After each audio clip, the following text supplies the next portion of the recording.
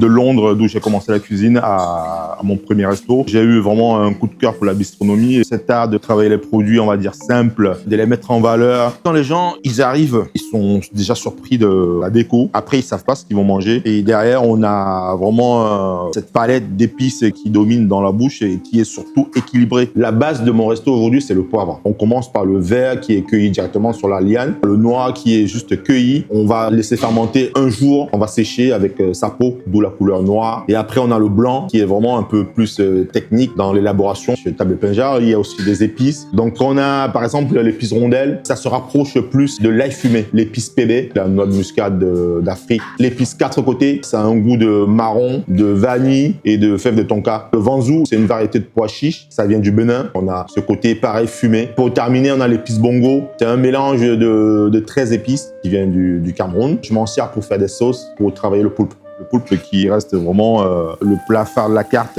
qui est cuit au courbouillon, snacké avec du beurre, du thym. Et on l'a travaillé avec la patate douce en purée, associée avec fruits de passion, donc ce qui fait un bon métissage. Et par-dessus, on a la hollandaise à l'ail noir et des petits légumes printaniers, donc l'asperge verte et les petits pois.